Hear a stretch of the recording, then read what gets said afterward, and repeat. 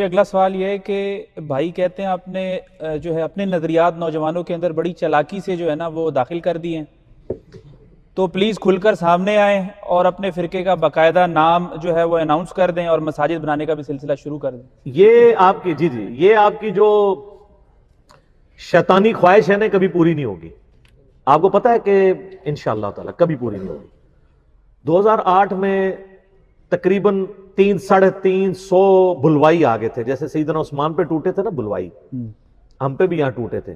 اس وقت ہماری ویڈیوز نہیں بنتی تھی، صرف جیلم کے لوگ ہی درس سنتے تھے۔ اس ایک واقعے نے ہمیں پھر ڈسپلن بنانے پہ مجبور کیا۔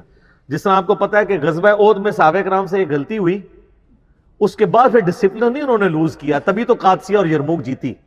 اور اللہ نے اتنی ڈانٹ ٹپٹ اسی لیے کی تھی کہ تم نے تو ابھی رومن اور پرشین امپائر سے ٹکرانا ہے، اگر یہیں پہ امیر کی اطاعت چھوڑ دو گے تو آگے کیسے لڑو گے اتنے بڑے معاذوں پہ۔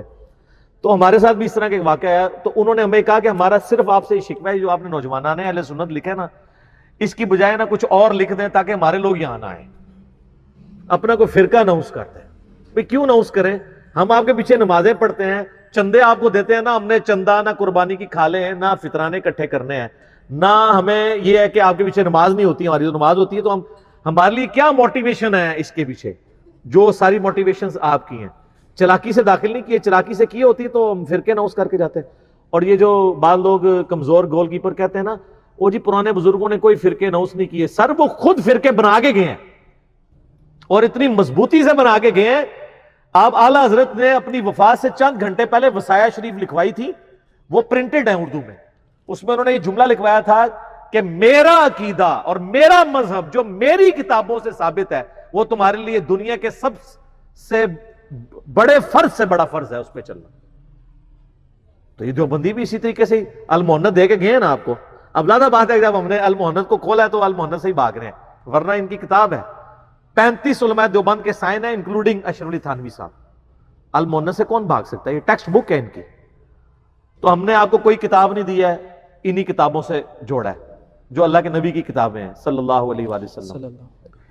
کوئی نیا فرقہ لانچ نہیں کیا، کوئی نئی کتاب نہیں لکھی، ریسرچ پیپرز بھی لکھے ہیں، نیچے ہم نے ڈبل پیسے لگا کے کلرڈ پرنٹنگ کیا تاکہ کوئی اندھا بھی پڑھ سکے کہ ریڈ کلر میں آپ کو حدیث کا نمبر پڑھا جائے اور بلیک میں آپ کو اس کی رائٹنگ اور نمبر آپ چیک کریں نا۔ میری تو اپنی کوئی بات ہی نہیں ہے، تو ہم نے کوئی کتاب آپ کے حوالے نہیں کیا، ہمارے تو حوالے ہوتے ہیں بخاری میں ہے، مسلم میں ہے، ابو داؤد میں ہے، حاکم میں ہے، ٹھیک ہے جی، الموطا امام مالک میں یہ ریفرنس۔ تو ہم نے کوئی فرقہ اناؤنس نہیں کیا، آپ بے فکر رہیں۔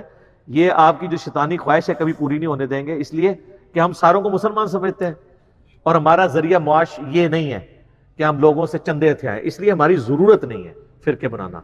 فرقے بنانا آپ لوگوں کی ضرورت ہے۔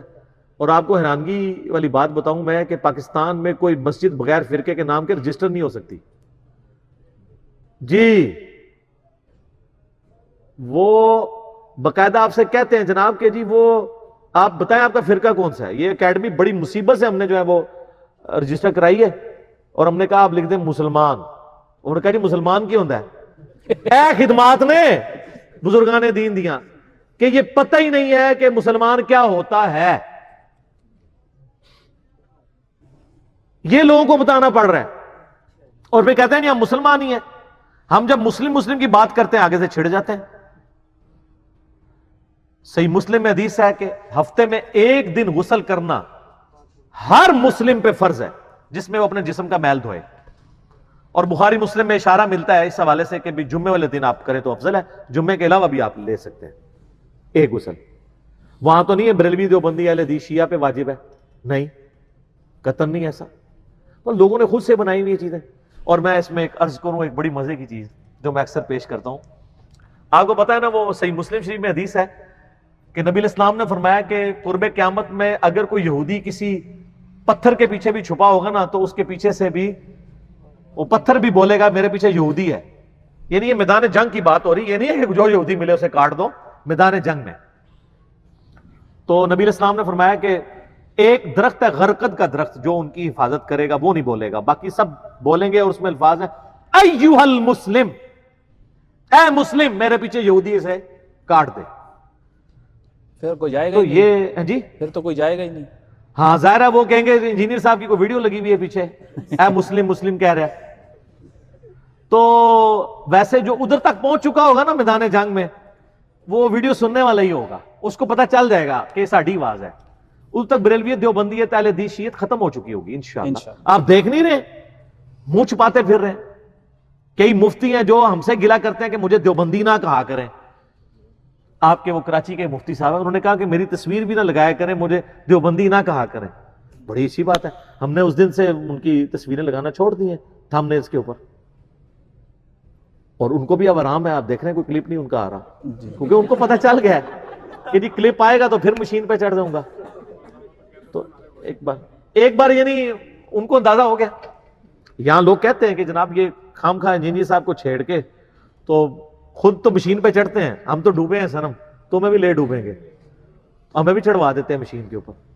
تو آپ بے فکر, انشاءاللہ کوئی فرقہ لانچ نہیں ہوگا. آپ کی یہ شیطانی خواہش کبھی پوری نہیں ہوگی. نبی علیہ السلام نے ہمیں مسلم کے طور پہ تعلیمات دی ہیں قرآن کے ذریعے, ہم اسی پہ قائم ہیں انشاءاللہ.